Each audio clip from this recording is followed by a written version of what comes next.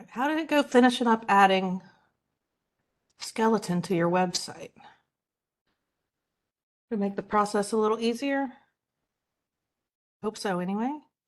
It's still a learning curve with it, so it might still take some time. But one of the things that I notice around this point in the class, and that you may notice as well, is that it's really kind of hard to keep your style guide page and your template page in sync with each other and updated, right? To where they both have all the code they're supposed to have. And because you start out working on one, and then it's really easy to forget to update the other. So what we're going to do today is learn about something that'll make that process a little bit easier. Make sure I'm looking at the most recent version of mine here.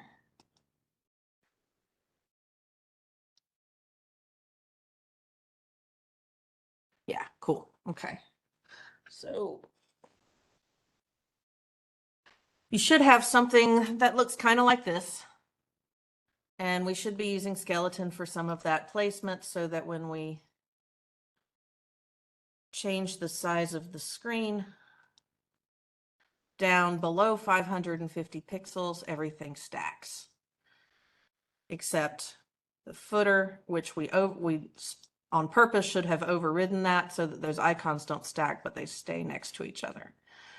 And you had an opportunity with that assignment to learn a lot about the browser tools and how you can use those to troubleshoot and to learn what's affecting what. Because when you're learning about this stuff, really just understanding the parent-child relationship and the inheritance and the cascade is probably one of the trickier parts. And the developer tools can help you with that a lot. So one of the things that we can do, though, is that when we're trying to keep these two pages in sync with one another, and again, just to show you the way that I grade that and the best way for you to see if they're in sync as well, is I open both of your pages in the browser. And let me switch to Chrome where it's a little bit easier to do this.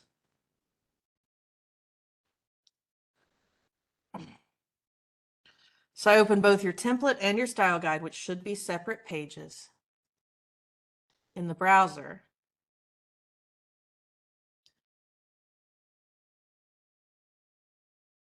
And then I view source code for both, also in the browser.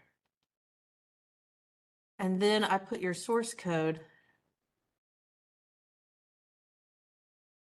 tabs side by side. And I just make sure they're at the same place to where, like right now, I'm at the very top of the code. And I just click back and forth. And the only movement that I should see on this much of the page, and truly from the doc type all the way to header here, maybe even a little further down to this main class of container, I really shouldn't see any movement except for the value of the title element and the value of the content of the meta element. That's it. So when I click back and forth, you can see here that what does that mean if I click back and forth and the only movement I see are in those two places? Why would I grade you like that? What am I looking for? Or what does the movement tell me?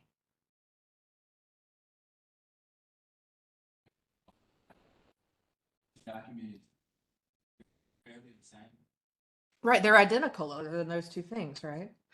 I mean, in this case, what I'm checking for is to see that you first got your template in shape and that you then saved your template as or copy pasted the code from your template into your style guide page, or vice versa at some point. It doesn't really matter to me as long as they are identical, because I'm not even looking for, so if I see that somebody's hit enter or that these tabs are at different spaces, that tells me that something went wrong along the way and that it wasn't a copy paste. And so so if you're not copy pasting this code to make sure that this header and this footer are the same on both pages, then what's likely to happen?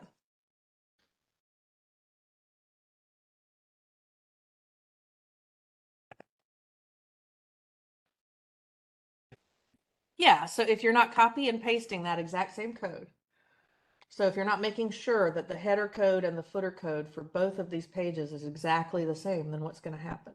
They might respond differently. Right, each page is going to look different, right? It's going to look broken. And that creates a really poor user experience because as users of a website, we expect that navigation bar to be in the same place every time. And we expect it to work. And the same thing with the footer, because that's another navigation element. So if these buttons kind of changed places on every different page, that would be really hard to navigate. It would get really confusing. And if they worked on one page but not on another, that would also get really confusing, right? So it's really important that we keep the code all the way from line 1 at the doc type all the way up to around line 60, where the main element opens up. For both pages, it's really important that those be identical with exception to just those two things, just the value of the meta for description and the value of the title. Likewise, it's really important that from where the main element closes all the way down to the end of the code where the HTML element closes, that the code for these be identical as well. So that's the reason I grade you like that, because when I click back and forth, I shouldn't see movement down here. If I see movement up here, that just means there's different content on each page. That's to be expected. But if I see it down here, it means you've got different code for your footer on the two different pages, or that you've got different code for your header or your head code. And those should all be the same. We talked about that in the last class. What are those elements? Those elements that stay the same on a website on every page. Right, but what do we call those? Like when you group them together and how the styles are the same on every page, it creates this really consistent aesthetic and layout. What is that called? No. If you were shopping to make a website on Wix or Squarespace or, yeah, right? It would be called the skin or the theme, right? It's called those two different things. So you'll hear WordPress themes or Bootstrap themes. What that means is that they've already designed the look of it and the layout, and all you have to do is put your content in there. The same thing with a skin. So you will hear, if you start working in web design, or app design, even UX, you'll hear people talk about skinning the app or skinning the site. And what that means is adding in all of those aesthetic elements and all of those layout constants so that it looks like a consistent website, a uniform website that's navigable. The only thing that really should change on a website is what shows up in that main element on every page. Otherwise, it should be identical every single time. So I shouldn't see a lot of difference here either. I should see the content change. Now this one's jumping a little bit horizontally because it doesn't have all the borders in here, and borders add thickness. So right here, the fact that these have so many borders, it's kind of pushing out the width a little bit. But once I turn that off, even these, they won't move. It won't jump even a pixel or two. It'd be the same. So what do you think is going to happen if we went from here and you said, okay, well, my template looks good. My code validates. So now it's time for me to make the rest of the pages of my site. And if you just went through and you did a save as or made a copy of your template, named it about, then made another copy, named it contact, made another copy, named it portfolio. What sorts of things do you think would happen?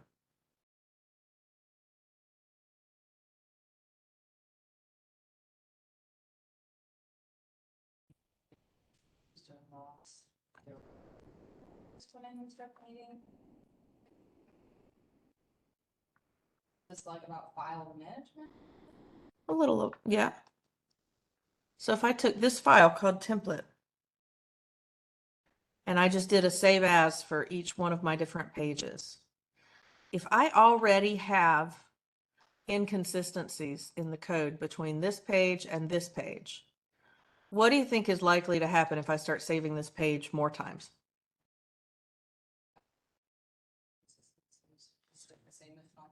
Yeah, we're going to get a lot more inconsistencies, right? Let's say I save the template page as all 5 of those pages, as all the pages I need on my site. And then I realized my navigation is not working because I didn't update these placeholder href attributes. Right now they're recursive links, right? Which means they look like a link, they work like a link, but they don't go anywhere. They keep you on the same page. So for example, if I try to use the navigation from the template page here and I go to resume, I just get template, but this time with a hashtag at the end. I go to about, template, but with a hashtag at the end. Then if I go to the style guide and I do the same thing and I try to go to resume, it just loads the style guide page, but puts a hashtag at the end. Which means if I don't update those, I can't use the navigation bar, right? I can't get from one page to the other. So I need to go in, and it's really easy to update the navigation bar. I just go in and I change those recursive links to where they should go, right? So if once I've created my home page, if I have index, I just change that to index.html. I have an about page, just change it to about.html, resume.html, contact.html. But if I've already saved all of those pages using this template, so let's say I have 1, 2, 3, 4 pages, plus my template, plus my style guide. So that's 6 pages, right?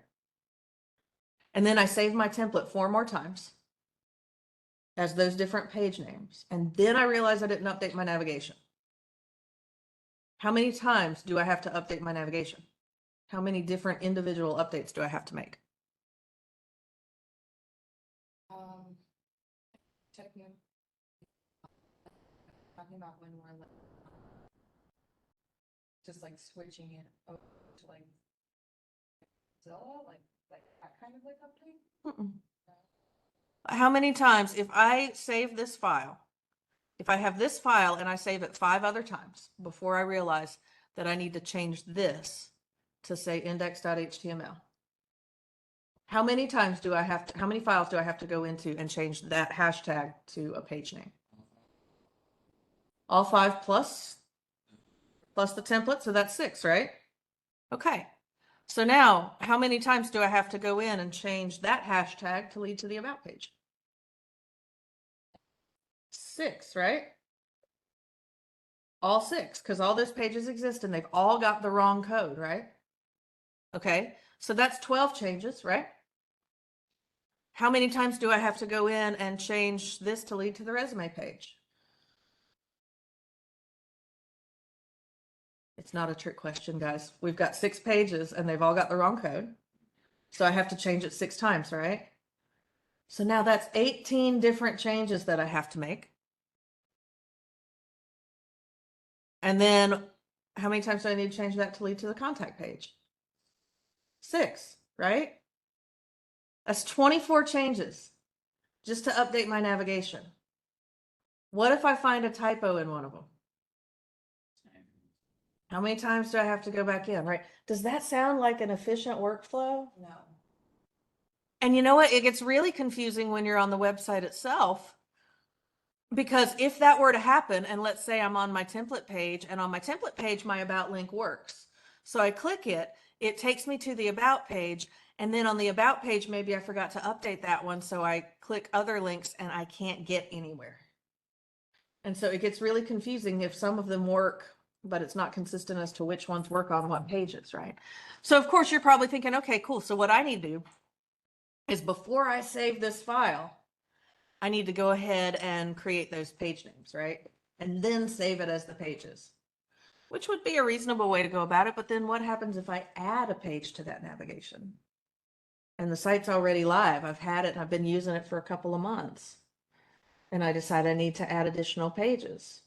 How many changes do I have to make to add those additional pages?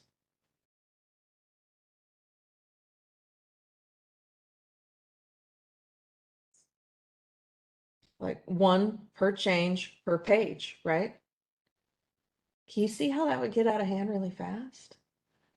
I can tell you guys it's already gotten out of hand because a lot of you already have inconsistencies from the template page to the style guide page. Some of you don't have one of those pages.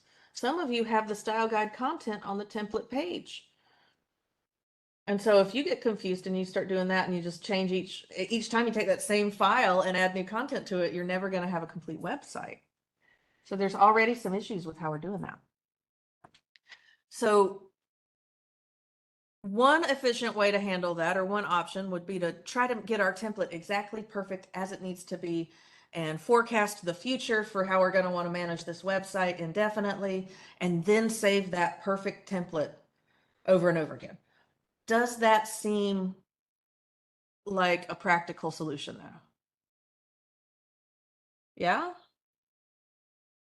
So by the time I see you in 288 and you've done 20 different projects and you want to have a project page for each one, and you want to add in navigation under that portfolio and make a drop down to each project.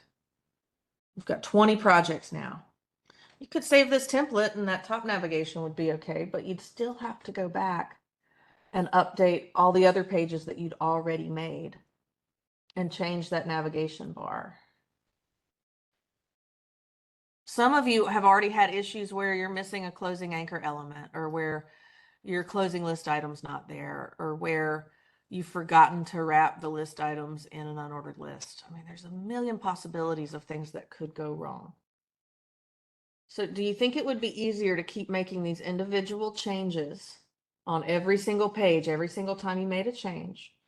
Or do you think it would be helpful if all the code that needed to be the same on every page could be stored in a single source where we only had to make one change, and that change would show up on all the pages where we were using that code?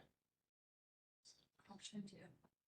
Kind of like parent pages and style sheets in InDesign, right? Especially with parent pages. So when we need to create a header and footer that's going to be in the same place on every page of our document, we create a parent page, right? And we apply that parent to every page that needs to use that. And then if we need to change it, we can create a different parent and we can apply that parent to the ones that need to be different. But even so, when we need to change either one of those parent things, right, we go to the parent page and we change it once, and all of the pages in the document show that change, right? Doesn't that seem like a practical workflow? Like better than these really, tedious, minute changes over and over again. Okay, so there's a concept in web design and programming in general that is abbreviated to an acronym of DRY. And they tell you to use the DRY method when you're coding. So this stands for don't repeat yourself. Okay? What that means is if you are typing that code out more than once, you're probably working too hard. Right? I mean, this is code, right? You guys came in here thinking this was voodoo. This was magic, that the computer put it together, right? Or that there was a spell or an incantation or a special button on the computer. But one way or another, you came into this class, a lot of you, thinking that this was really, really hard and that computers did it. And slowly you're learning that it's actually just people using computers to do it. Just like design, right? Just like everything else. So what we're going to learn about next week, which I know sounds strange to go into this intro and jump to next week. But what we're going to be able to do next week is we're going to be able to put all of this code, all of the stuff that I said needed to be the same in the header, all the way down to the nav bar and to where the main element opens. We're going to be able to take all of this code and we're going to take it out of the template page and we're going to put it in a different file and view it as kind of like a Lego or a piece of code, right? Or a parent page. And then we're going to learn the command that we have to use in our code on that template page to tell the browser, before you put everything on this page that's here, go get the code in this file and put it there first, and then put all the rest of the code. And we're gonna do the same thing with the footer. And once we put our main content from our template, we're gonna tell it, okay, now go get all of the code in this other file and put it here when you're building the page. And it'll build the page using 3 different files to get the code that should be in the header, the main, and the footer. And those main or those header and footer codes will be the same file for every page where we need to use them. So then when we need to update our navigation, we just need to change 1, 2, 3, 4. which sounds better, 4 or 24? Which one do you want to do? I would want to do the 4, right? It would be a whole lot easier.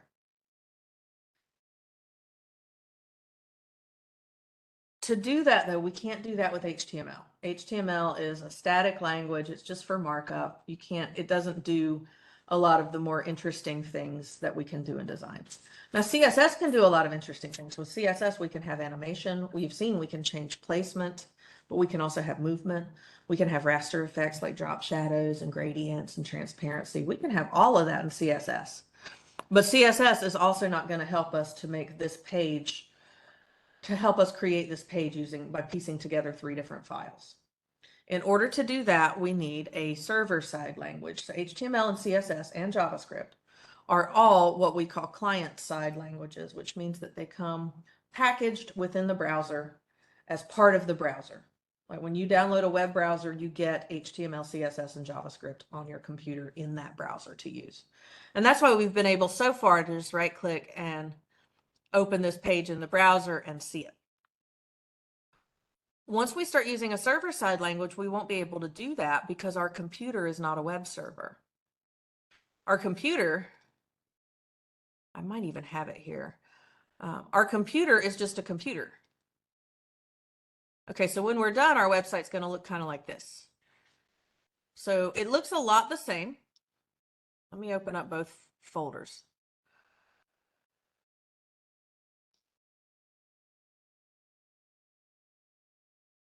So these 2 folders look kind of the same, right? We have some files that are the same,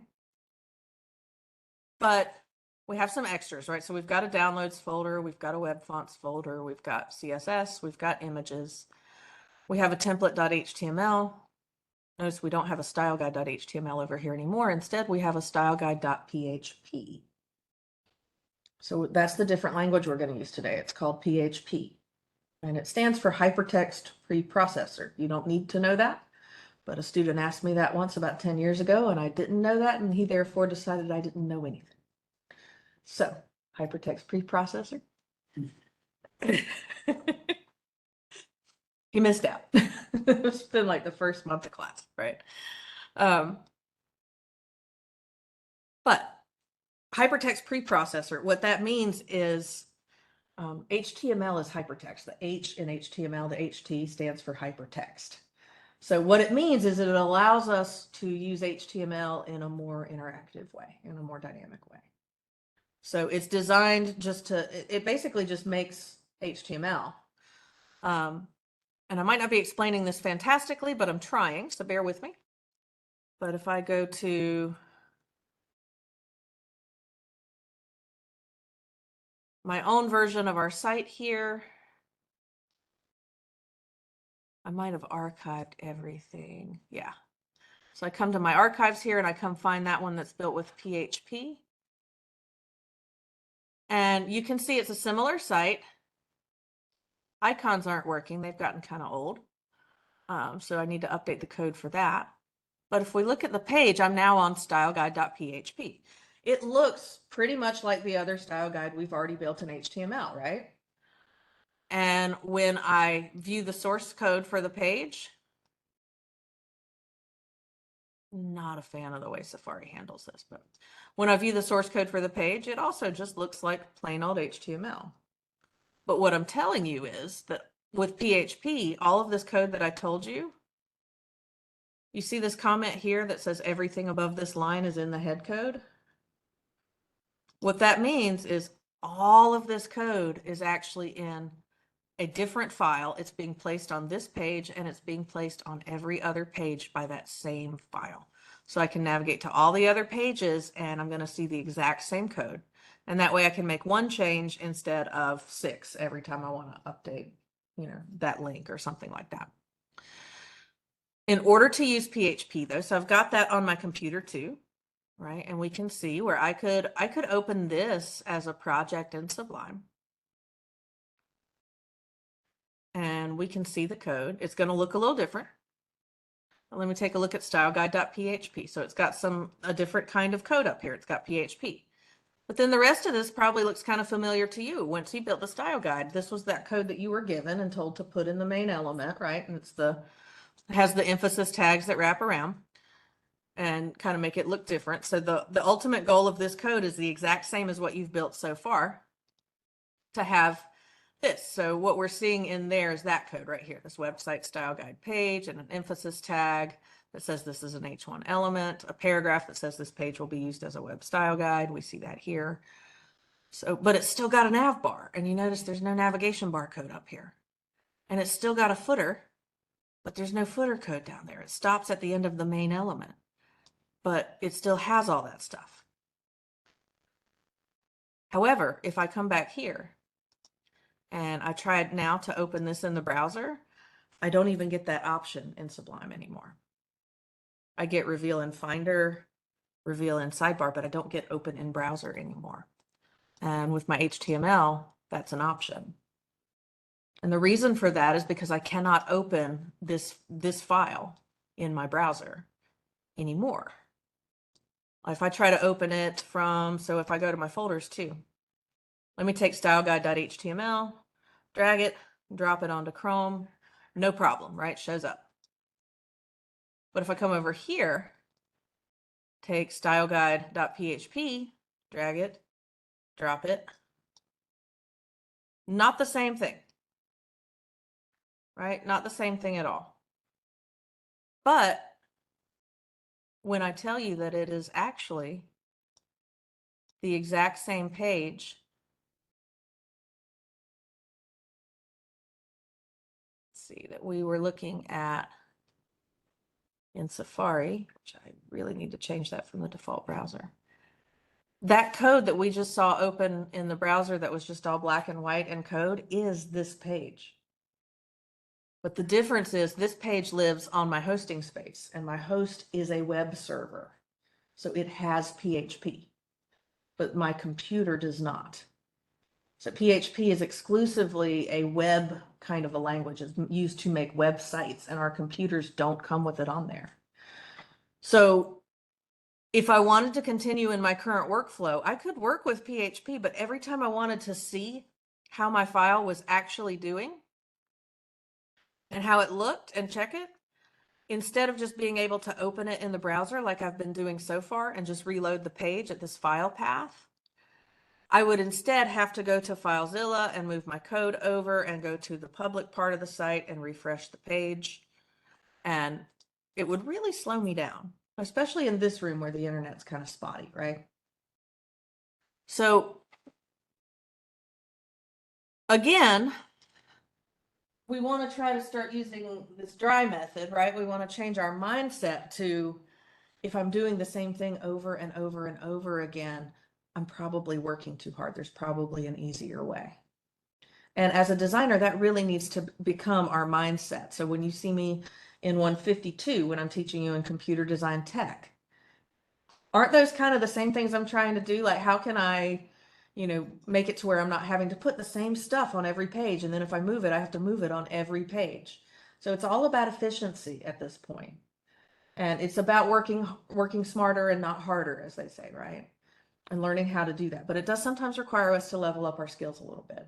And so next week we're going to level up our skills, but today we're just going to prepare for that, because instead of having to do that where we're making changes on our computer, then moving stuff over to our host to see if it worked or not, and then coming back and forth and back and forth, we're going to download a piece of software that simulates a web hosting environment on our computer.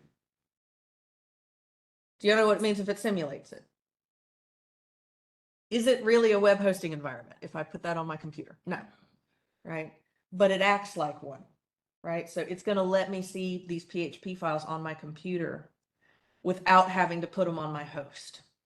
And so it's going to mimic my hosting environment so that while I'm working on the site on my computer, I can still see it. And then when I'm ready for it to be public, I still put it on my hosting space. Does that make sense? Okay. It's not as hard as it sounds, but like I said, like 9 times out of 10, I would even go more than that, like 9.5 times out of 10. Today, we're just going to install a piece of software and go home. But there's usually one student in every class that draws the short straw and something doesn't work. Okay. So I'm going to take you through this process and let's hope that you don't draw the short straw. And if you do, I apologize in advance. I tell you what, though, I brought my laptop and I didn't bring the adapter I need to connect to the screen. I'm actually going to be working. Well, I might not need to actually, because I can do that here. Okay. So I can probably just join the meeting without having to even worry about that.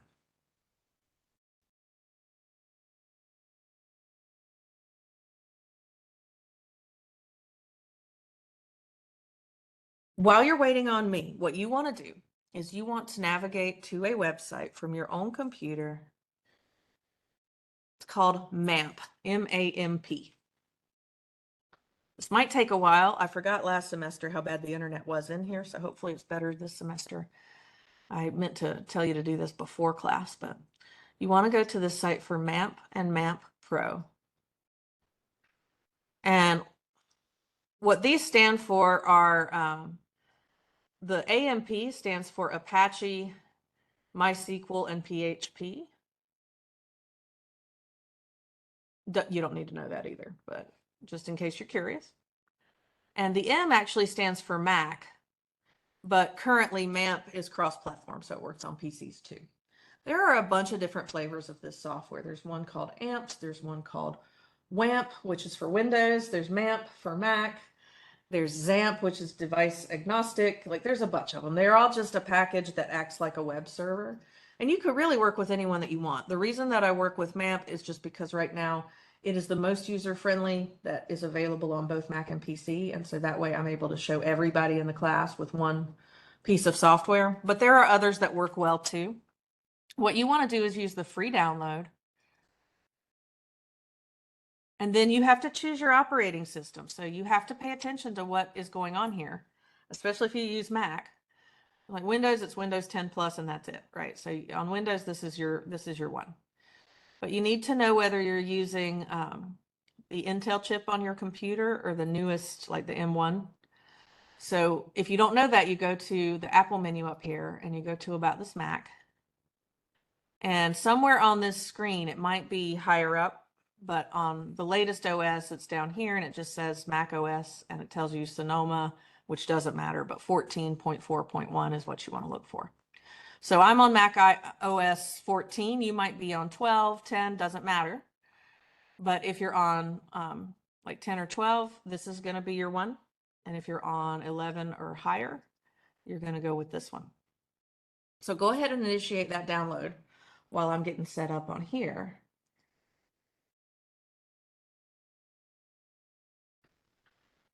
So what you need to do is just get MAMP downloaded.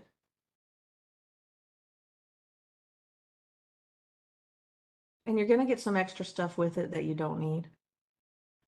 Notice it says MAMP and MAMP Pro. The difference between MAMP and MAMP Pro is that MAMP is free and MAMP Pro comes with a cost. It has additional features. So it is useful if you are, a professional web designer and you're actually making websites for a living, but we actually want to just use the free one. So when you download it, it's going to give you both. So once you get to that download section, it says free download, you choose your computer, you download it, you install it, and don't be surprised if when you go to your applications, you end up with two folders. So I've just got one because I deleted the other one, but you might have two folders. One that is kind of a regular looking folder icon that says MAMP, and then another one that's fancier looking, and it's like blue with a blue elephant on it right underneath it and says MAMP Pro.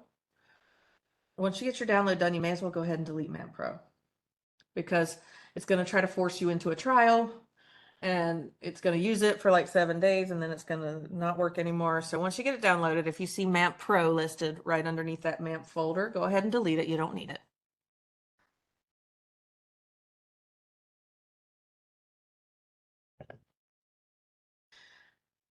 And then if you look in this folder, you see there's a lot of stuff going on. Now, if you're on a PC, this folder is going to be somewhere else. If you're on a PC, you're going to have to scroll down in your sidebar to like network or this computer. and you're going to find your C drive, which is like the hard drive on a Windows machine. It's like the primary one. So it'll be somewhere in your network. You'll find C drive, and at the very top of your C drive is a MAMP folder. So you don't have to, and I don't mean it's going to be listed at the top. Everything that's in that folder is going to still be alphabetized, but it's going to be at the very top level of your C drive. And your C drive is what has all the other user accounts. And then in the user accounts, you each get like a documents folder and you get a desktop and all of that. But MAMP is going to be at the very top where everybody can use it, basically. Okay.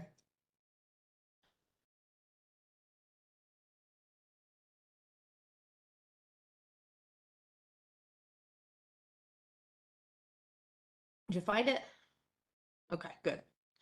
So when you look in this folder, you're going to see a lot of stuff. Most of the stuff we don't have to interact with. But this is what makes it act like a web server. This puts all the stuff in there that we need for it to act like a web server. So we're going to do a couple of things, but the actual app that makes it run is also in here. So the first thing I'm going to do is open up that app, which is just the gray elephant and MAMP. And when I open it up, I get this thing about testing it on mobile devices. Notice this little checkbox at the bottom of show this window when starting application. Gonna uncheck that because I don't want to see that every time. It sounds like a really cool app, by the way, but if you're not doing web design full time, it's also comes at a cost and it's not what we need for today. Okay. So what we're looking at is the interface to where we can start and stop the servers that mimic that web host. So we don't need them running all the time, but when we're working on our website, we're going to want these running. So what I'm going to do is I'm going to press this button to start servers. Again, on a PC, it's slightly different interface. So on a PC, you actually have like a section, you have some navigation up here that is a little bit harder to find on a Mac. What we're looking for is a green light specifically with Apache server.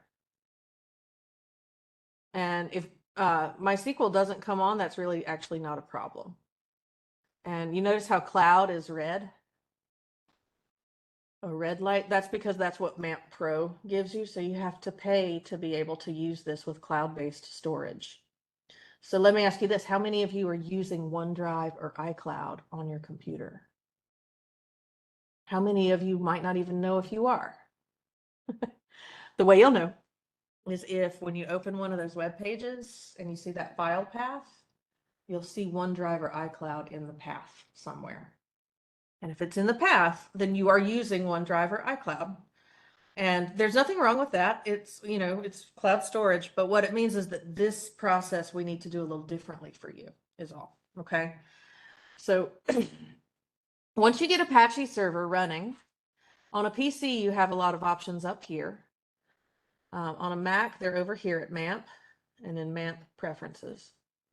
And that gets us to the same options that I think you just have as a nav bar on a PC. And you notice that we have some options. So check for updates is checked on. Open web start page is checked on. When quitting, stop servers. I kind of like it to start servers when I start MAMP too. I don't really want to have to press start, so I'm going to check that on. I don't have a favorite link yet, so I'm not going to worry about that.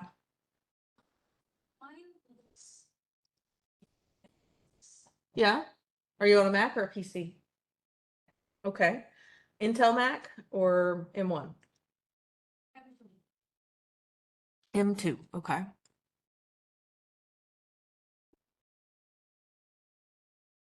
Does everybody's look really different?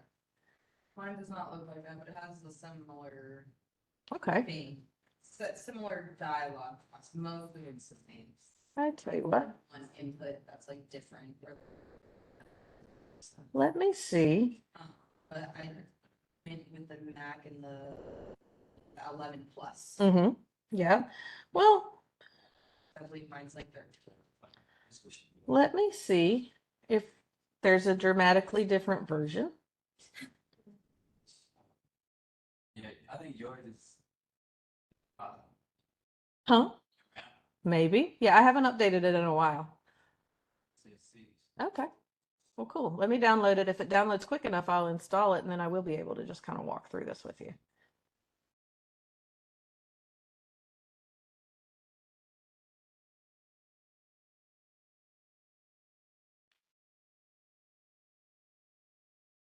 Looks like it's going pretty quick today. They must have finally fixed our internet in here. All right, yeah, MAMP 6.9. Let's go through that.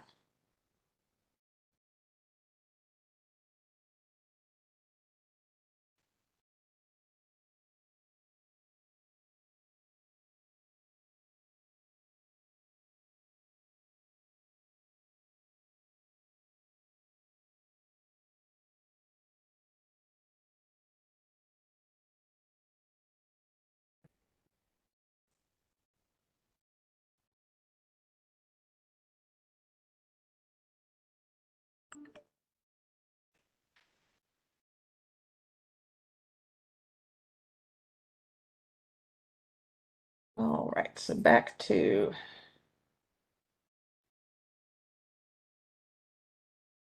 applications folder. And now I have a MAMP folder with a gray elephant. And then I have this weird, what appears to be a backup of the old one. So I'm gonna go into my MAMP folder with my gray elephant and open up that version.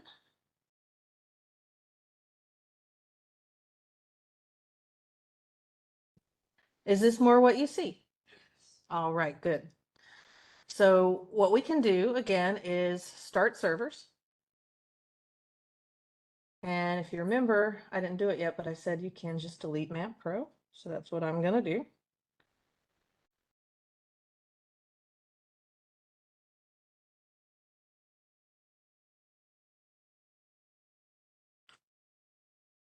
Okay, I'm gonna keep that old one just in case. I might have some stuff that I need from my own profile for that, but all right, so it opens up this start screen. That lets you know that it's working. And it kind of lets you know some of the things that you have. There's nothing really to worry about here. So PHP info is kind of an important page. We don't really need it, but if this is working, then your site's working. If you see this very old, like 90s Windows looking aesthetic, but if it's working and it tells you what PHP version you're using, that's great. Okay, we don't need this page. We don't need the browser right now. We actually just need to be in this. Cool. It's going to update my databases. Nice. Access denied. Okay. Okay, so we get the servers running and it's running Apache. Apache is PHP. That's all it means. So don't worry about that. So as long as that's running, we're good. And now we need to go to the preferences icon up here. And again, if you're on a PC, you might have that whole navigation here without having to go anywhere else. But what we want to look at are some of the settings. So I am going to set it to start the servers when I open it, because obviously when I open it, I'm planning on doing some web design. So it'd be nice if it saved me that trouble. My ports are currently set to 8888 and 8889 respectively. Yours might be 80, and that's fine too. For now, we'll change it if we need to, and we may need to, but there is nearly an unlimited number of ports on a computer, and they're kind of like receivers. Like they're basically like when you communicate with other computers, that communication is taking place on a port. And the only thing is that no two applications can be using the same port at the same time. So if yours isn't working, the first thing we're probably going to do is change the port, because it might be that you have a lot of times like video conferencing stuff uses port 80, which is the default. And so sometimes if you've got, Skype or Zoom or whatever, sometimes that might cause a problem. But next thing we're going to do is check out the server. And now this, if you are using iCloud or OneDrive, you cannot do this. But if you are not, if you know for a fact that you don't use iCloud storage or OneDrive storage, what you want to do is change your document root by clicking choose and you want to navigate out of MAMP and wherever your local host is, and you want to make localhost your document root. Now, again, don't do that if you are using iCloud or if you are using OneDrive for your storage. If you're using iCloud or OneDrive, just leave this alone. And we don't need to worry about cloud because we don't have cloud. So I'm click OK. If you are using iCloud or OneDrive, what you need to do is go and find your local HTML folder. And you need to move it into this folder called htdocs inside your MAMP folder. Move the whole thing.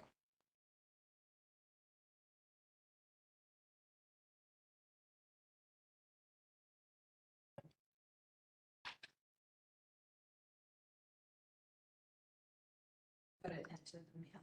Put it into htdocs.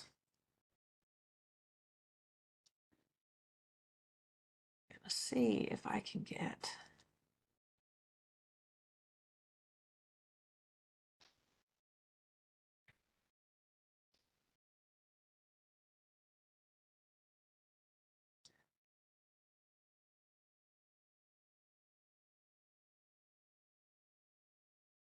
Probably can't. Okay. So, like I said, if you're using iCloud or OneDrive for your storage, you should end up with local HTML in here.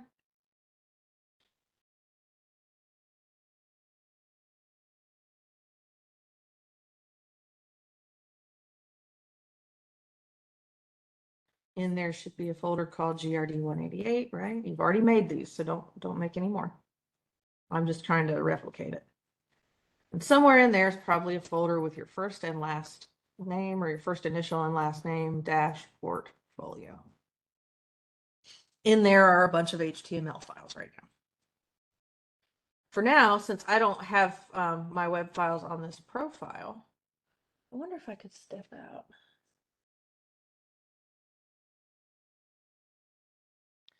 For those of you who use a Mac, if I've not shown you this before, I usually like to tell you this in one of either 188 or 152. So a couple of things about Mac OS that are not enabled by default that are really helpful. In the View menu, I'm going to go to View and I'm going to choose Show Path Bar. And that gives me the same breadcrumb trail that PC users have by default at the top of their Explorer, where I can see the nesting of all the folders and I can double click on them and move through them. And also in the View menu, I'm going to choose Show Status Bar. And that puts underneath it, when I'm in a folder, it tells me how many items are in the folder, and it also tells me how much space is left on my computer, which is really helpful. Okay, but for now, I am just going to create a new file in here.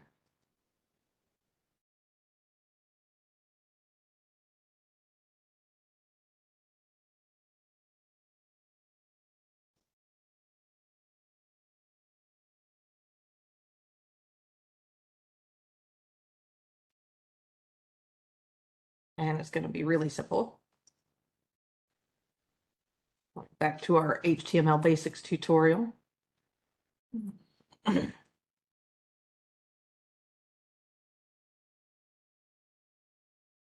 don't need to do this if you already have your website in the folder. I just want something there.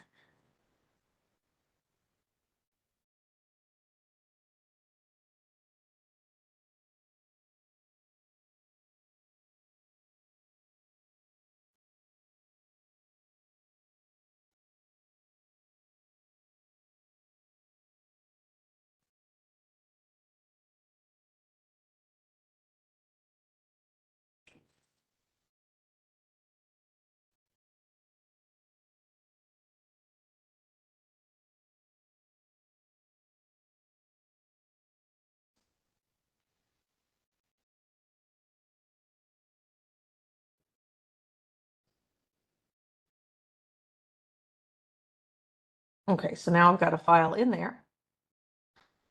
And now I'm going to go to a web browser. which I would prefer to be Chrome.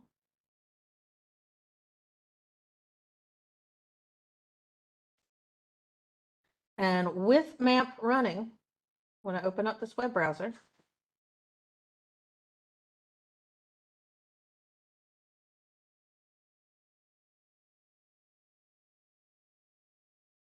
I am going to navigate to a web address for me called localhost. Now, if you're just using port 80, you just go to localhost and just type that in.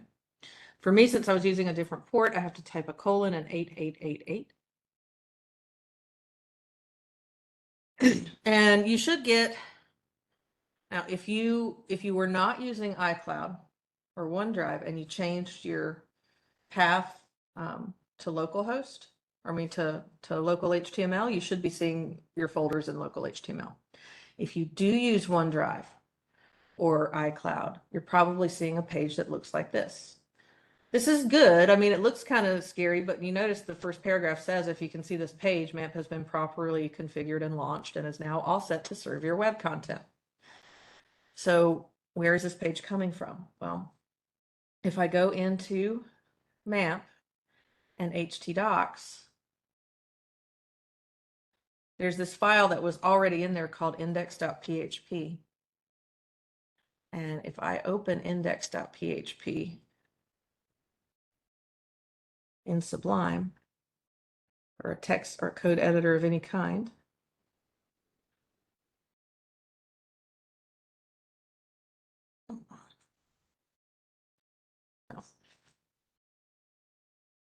somewhere in there, I see this body element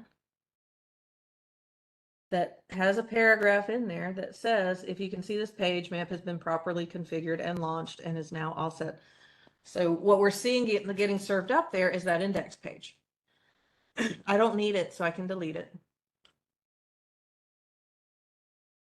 And then if I reload my localhost, I actually see that local HTML folder that I put in there.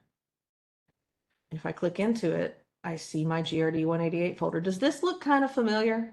Yeah, but can you tell us one more time? So you're supposed to go to the site and then do what? Or you say delete a folder? No, I went into my MAMP folder and I deleted index.php from htdocs.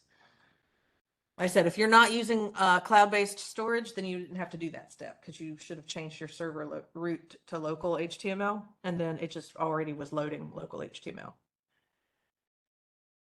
Oh, okay.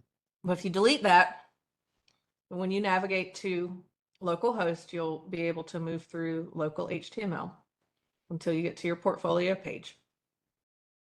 And you should be able to see your site, right? You should be able to open up your pages.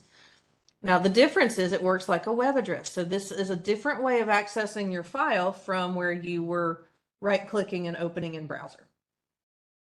Same file, but a different way of viewing it. And what this is doing, even though it doesn't feel like it yet, is it is simulating a web host. So if I were to turn off MAMP, if I came over here and I stopped my servers, and then I try to load localhost, site can't be reached, right? Because I'm not running a server right now, so localhost isn't going to work. I have to be running my servers for localhost to work.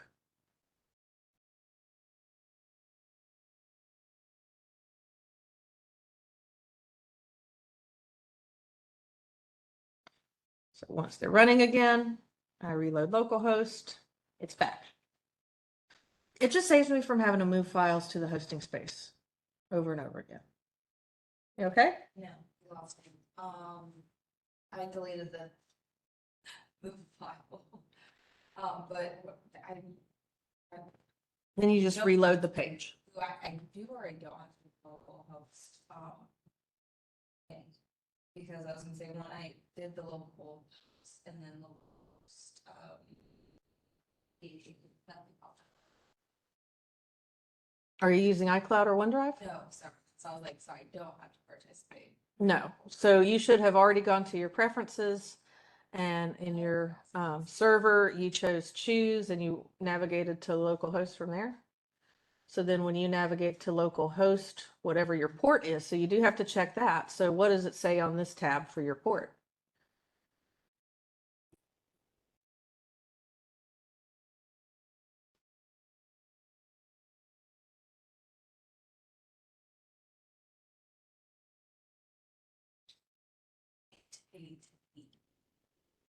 Okay, so you have to still type in localhost colon 8888.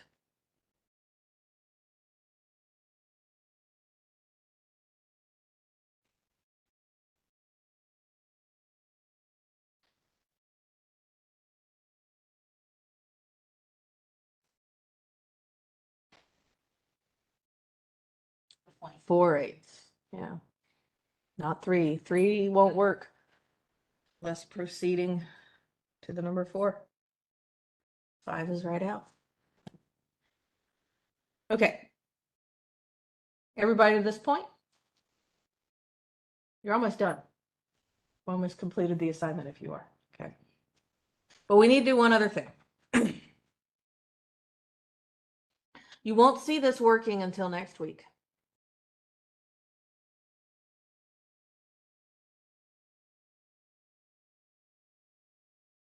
But what we want to do is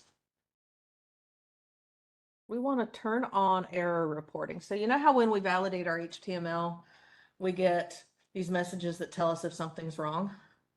Well, the way PHP works is if there's something wrong on PHP or with your PHP on a live web host, you just get a blank screen.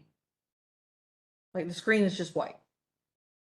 There's no indicator. So another good reason about using like a local hosting environment or a local development environment, which is what we're using, is that you can turn error reporting on. And if you do that, then when you have an error in your PHP, you will get a similarly cryptic message that's telling you that something's broken. Okay. So what I'm going to do is I'm actually gonna, just so that we can test it and make sure it's working, I'm going to save this little test page I have, and you can save your template page this way too if you want to. I'm going to save my little test page instead of as a .html. I'm going to save it as test.php.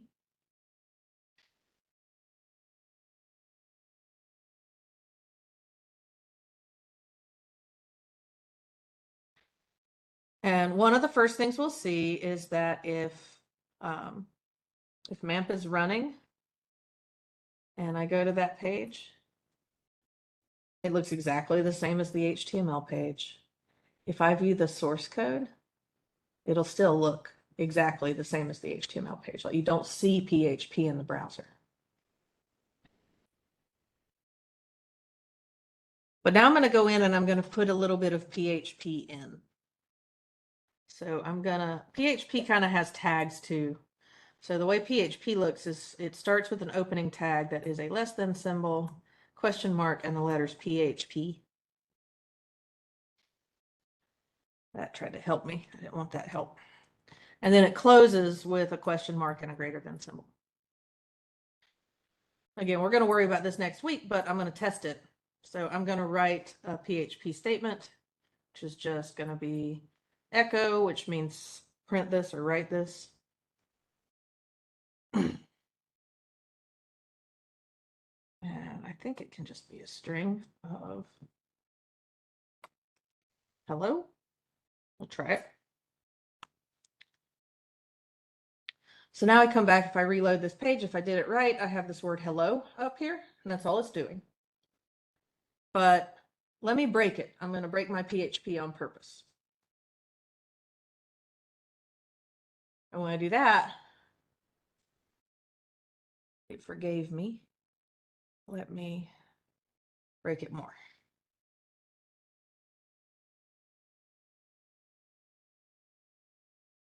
Still being nice to me. Quit being so nice to me. Ah, that might have done it. That broke it pretty good. Okay. Let's try that. Still, clear browsing data.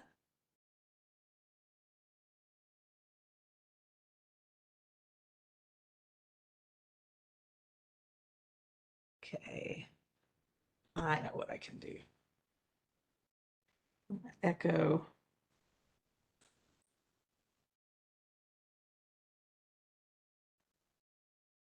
All right, let me see if that does it. There we go. Okay, so my HTML starts showing up, but you see how my PHP's gone, and it doesn't give me any real reason why. I just know it's not working. So I need to turn error reporting on. So what I'm going to do is I'm going to come back to my MAMP start screen, and I'm going to find out which version of PHP I'm using, because PHP is a language. So just like a dictionary has different editions, so do these languages. HTML does too, so does CSS. So I'm using PHP 7.4.33. So you need to look at yours. Yours might be different, probably not, since we all just did that download today. But whichever version you're using, make note of it. And then we're going to come back to the folder that has MAMP. So right now I'm inside htdocs, but there's these other folders in here. So I'm going to go to first this folder called bin. And then in there's a whole bunch of stuff. Again, this is what makes the software work, so I don't want to mess with anything. But there's a PHP folder in there. When I go in there, there's a folder for each version of PHP that's available to me. I'm going to choose the one that I'm using, which is PHP 7.4.33. And then in there, there's a file, another folder called conf, C-O-N-F. So if you're keeping up, we went into the MAMP folder, the bin folder, PHP folder, our version of PHP, the conf folder. At the end of that long path, there's this tiny little file called php.ini. Yeah. You're on a PC? Which version of PHP are you using?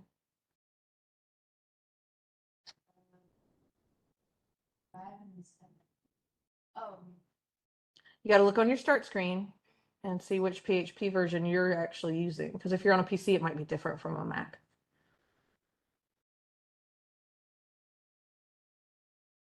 You might have to go into your preferences as well. There might be a PHP tab or something here. So you have to look and find which version you're using.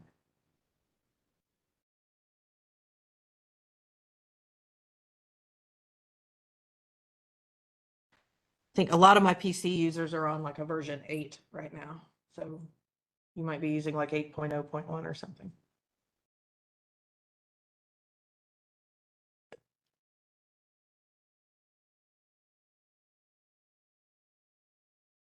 Did you find it?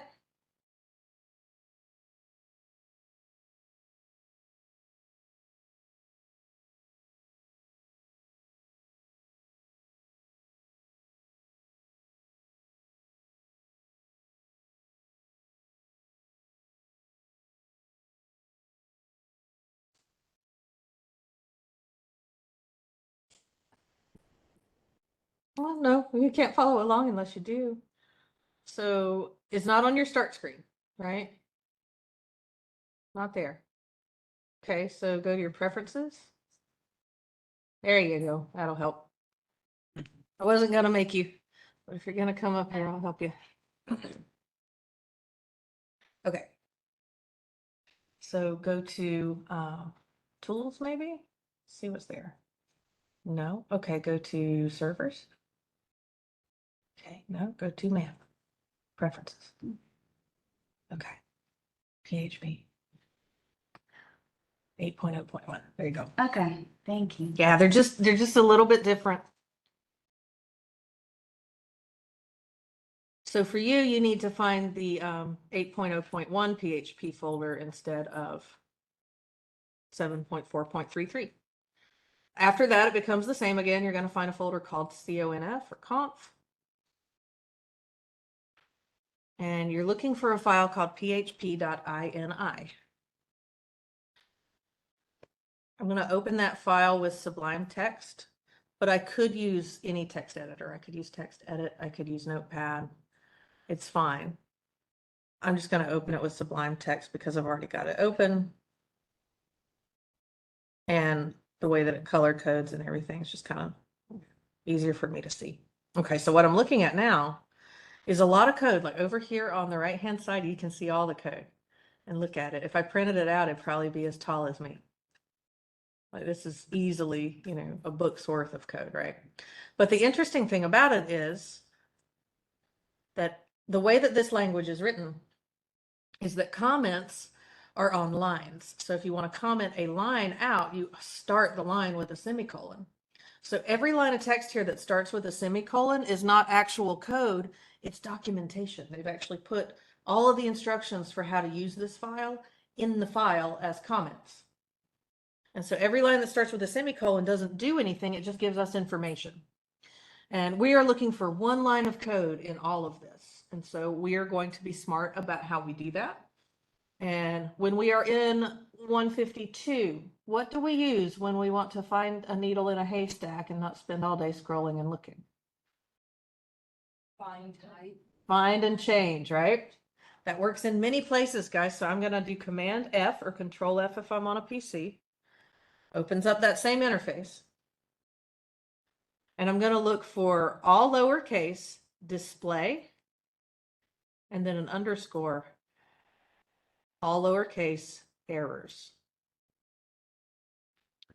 And when I do that, my interface is very forgiving. It tells me that there are 3 of them in here. It says I'm looking at one of 3 matches. But this one has a semicolon in front of it. So it's not doing anything, but it is giving me some information. And then if I check find, it's going to take me to the next one. This one for me does not have a semicolon at the beginning of the line. It just says display errors equals off. I'm going to change the off to on.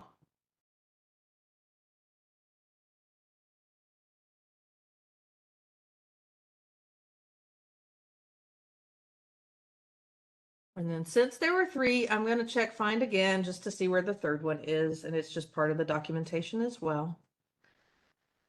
So once I've done that, once I've found display underscore errors on a line that does not begin with a semicolon, I can change the word off to on.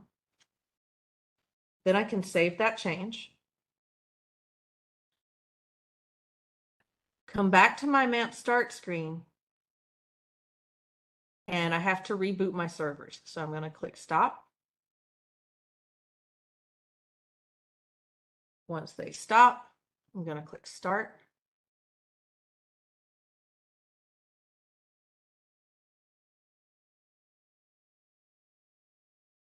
When I get my green light, I'm going to go to my preferences and find out how I can get to quit open web start page. I'm going to uncheck that real quick. Okay. But now it should take that change to where this error in my code, I should get some information about it now. So now I'm going to reload the page. And you see now it's still really cryptic. It's just like the HTML errors. Like it's kind of hard to decipher. But this is so much better than nothing, right? This is better than no clues at all. And once I start to learn how to read it, it becomes easier. It's telling me that it's in the file called test.php. It's telling me that the error is on line 3. That's helpful. So I'm going to come back to Sublime Text. I don't need this file anymore. I'm going to come and look at line 3, and it's saying there's something wrong right here. Now, until, of course, we know a little bit more about PHP, it's going to be kind of hard to know what's wrong. But in this case, it's that I have defined a variable, or I've called a variable that doesn't exist. So if I wanted to fix that before I tried to place that, I would need to actually create a variable named page and give it a value of. I did not create the test. That's okay. Oh, okay. That's So okay. we're just watching. Uh-huh. Okay.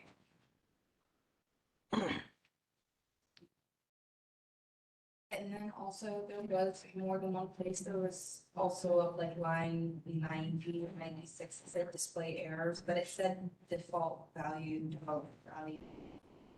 Is there a semicolon at the beginning of the line?